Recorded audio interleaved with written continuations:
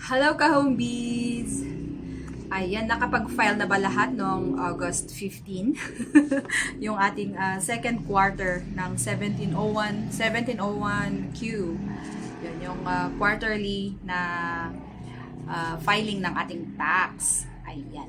So, late man, pero ngayon ko lang naisip din na gawa ng sagutin yung isang tanong sa akin dati. Paano ba? Ano daw ba yung if-file? Ano yung gagawin? Ano daw ba? Ayun. So, yung first naman, kapag meron na kayo, pag nakapag-apply na kayo ng BIR nyo, merong ibibigay sa inyo na COR. So, yung COR ninyo, doon nyo ibibase kung ano yung if-file nyo sa taon na yon. So, meron doon yung nakalagay yung percentage tax, ang tawag doon yung income tax, yung mga ganon. Tignan nyo yung COR ninyo. So, sa akin, sole proprietor, non-VAT. Yes, non-VAT kami. So, syempre, pag non-VAT, ayan, yung i-consider mo dyan is that dapat meron, pipili ka dun sa dalawang rate, yung graduated income tax rate at saka yung 8% tax rate. Ayun. So, sa akin, pinili ko yung 8% ngayong taon. Last time kasi, for the last 3 years, yung ginamit ko is yung graduated income tax rate, OSD. Yan, yung OSD naman sa akin. Ito. Tama ba? Yun, OSD doon sa may expense na hindi na kailangan ng, ang tawag doon, hindi na kailangan ng resibo doon sa expenses ko. Yan. And then, and of course, kailangan kong mag-file every now and then ng quarterly percentage tax. Yun yung 2551Q. At the same time, every, yung income tax, yung quarterly income tax return, mag-file din ako. Ayan. So, may table din kasi dito sa graduated income tax, para hindi natin i-complicate, makikita nyo yung, kung ano yung pipiliin nyo actually. So, ako yung sinabi ko kanina, pinili ko na yung 8% tax rate. Nung nag-file ako nung aking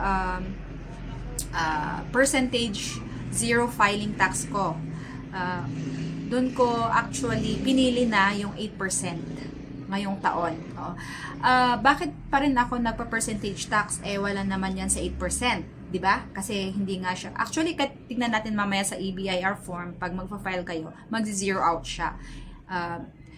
So, for the purposes na ayoko lang magkaroon ng record kasi dati na akong nagpa-file ng, ang tawag ito, 2551Q dati. Yan. Nag-zero filing ako. Yan. Ngayon, since 8% yung pinili ko, nung kailan yun? Yung nung April 25, pinili ko yung 8% pero zero filing doon sa 2551Q. Ayan. So, ngayon, yung 1701Q naman, doon na ako nag-base, So, bakit 8% yung pinili ko? Nag-compute kasi ako and anyway, mas simple kasi yung 8% and since wala kaming bookkeeper, wala kaming at saka ang hirap kumuha ng resibo dito na official receipt. Okay, sorry, sad to say, pero it's a reality. Kahit, syempre kapag kukuha ako ng mga prutas sa palengke, kukuha ako ng kahit nga yung mga nagde-deliver sa amin na mga trucks, minsan ayaw nila magbigay or hirap nilang magbigay. Kailangan mong kailangan mo talagang tagain sila para bigyan ka ng sales invoice. And napansin ko na hindi masyado. So kawawa ako sa filing. At pag wala akong supporting document, yung mga sales invoice mo, hindi rin naman kikilalanin, hindi rin naman tatanggapin. So, ngayon, since wala pa akong pang bookkeeper, ano ba yan? Anyway, hopefully in the future, yun, pinili ko si 8%. Medyo mahal siya, pero it saves you the time. Ayun. Pero anyway, ano ba yung kailangan mo? Ayan, sabi ko 8%, yung kailangan mo is mag-file ka ng 1701Q every quarter, no? Sa anong date na yun? Sa May 15th, August 15th, on or before May 15, on or before August 15, on or before November 15. So, tapos na yung second quarter, ano? Ngayon, punta na tayo, no? 5 minutes na, oh. Tapos hindi pa tayo nakalagay. Okay, ano yung kailangan natin? So, yung information before ka mag-file, dapat naka-download ka na ng iyong offline e-BIR forms package. Yan, makikita mo yun sa website ng BIR. So, I'll show you. Ayan, dapat naka-download ka nito. Yan. So, ito yung e-BIR form package. Dito ka magpa-file ng percentage tax at saka ng income tax. Okay, try natin. Ang tawag dito, yung 1701Q. 8% ako, so yung fina-file ko is every quarter ng 1701Q. Nagpa-file din po ako ng 2511Q, sabi ko kanina, for purposes na wala akong open case or basta para malinis, ganun. Okay, so kailangan mo yung tax TIN identification number mo, no? Wait lang, ha. Ano yun?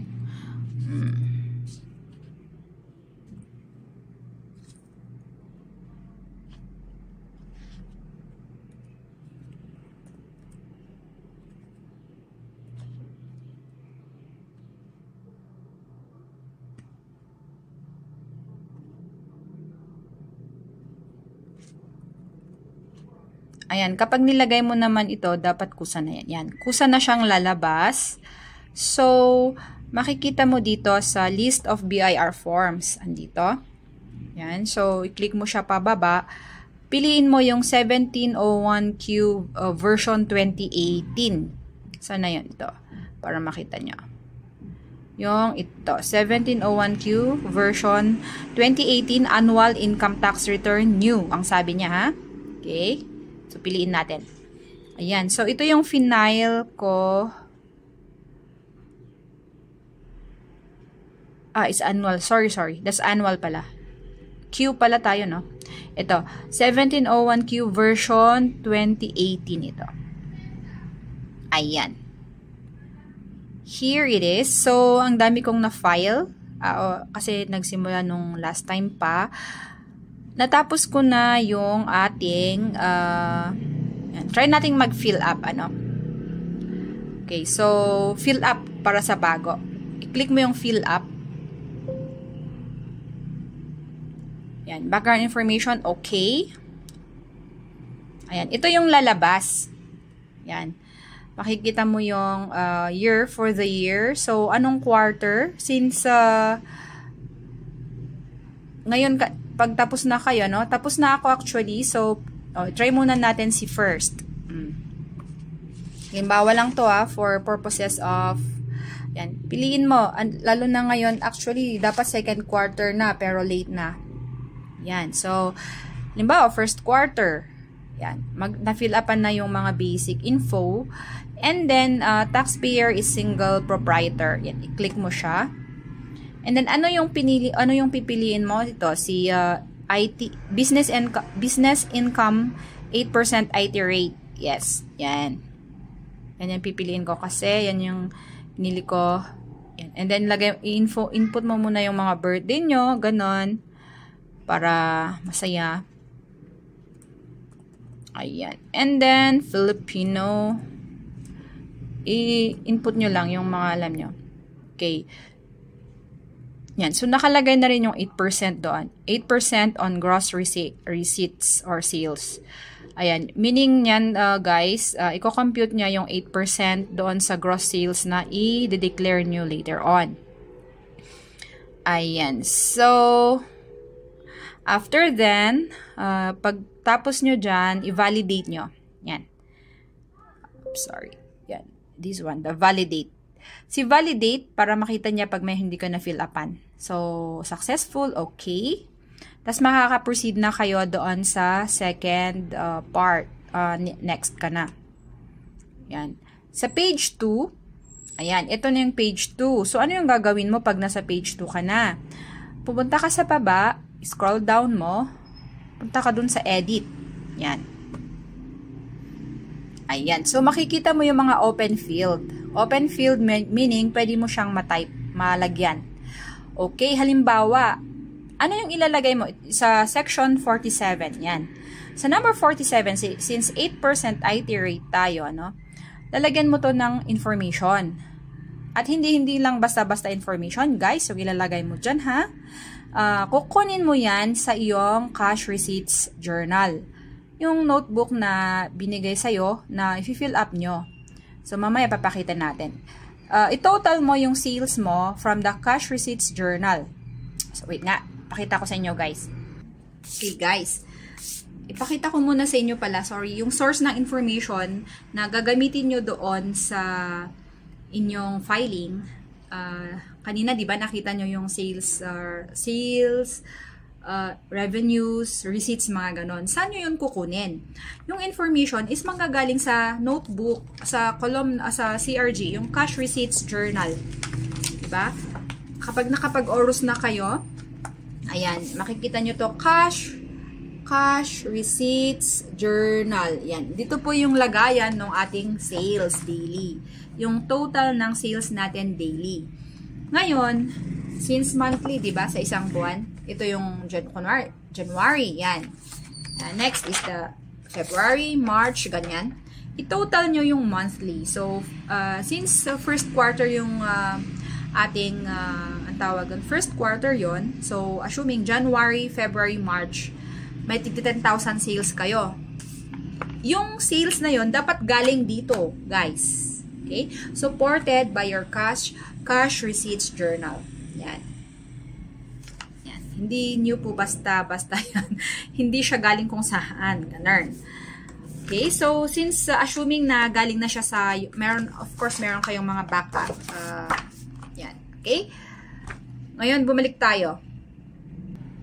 Okay, guys. So, from your cash receipts journal na from January to February, mayroon kang 30,000 na sales. Okay, assuming lang o sabihin na natin 60,000 for 3 months. Oh, sorry.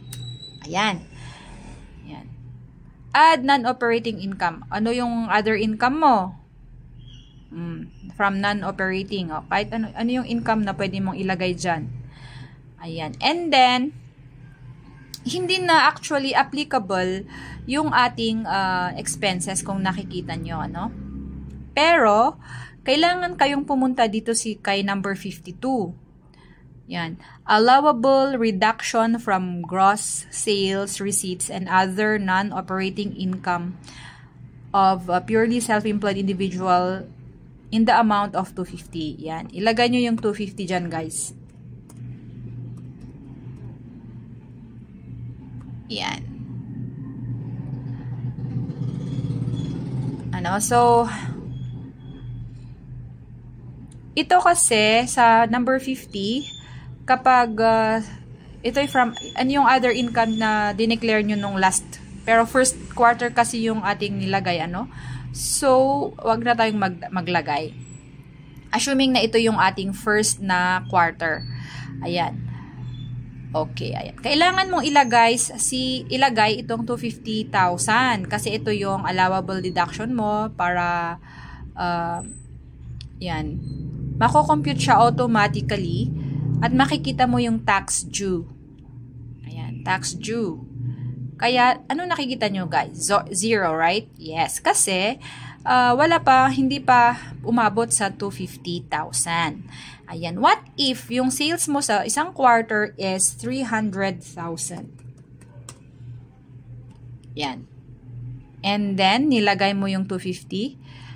Of course, niles niya yung 250 na allowable deduction. Sa buong taon po itong 250, guys. Hindi every quarter. Kung halimbawa, next month, next quarter, magpo-file ka ulit, makikita naman, dito mo ilalagay yung mga final mo dati para ma-update. Kasi si 250, hindi po every quarter yan. Isang taon po yan. Ngayon, nagamit mo lahat yung 250,000. Sobra pa nga kasi 300,000. magkakaroon ka ngayon ng taxable income na 50,000. Ayan. So, automatic po na kinocompute niya, meron po kayong tax due na 4,000. Ayan. So, i-validate mo siya.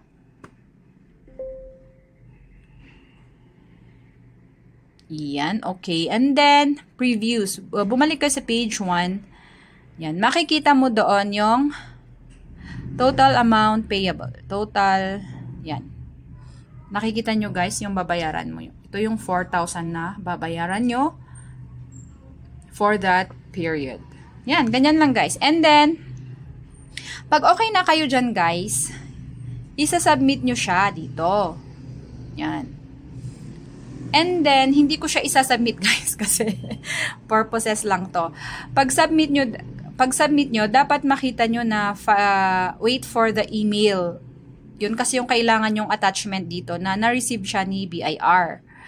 Ganon. And, pwede nyo siyang i-print para meron kayong copy na ikikip for record.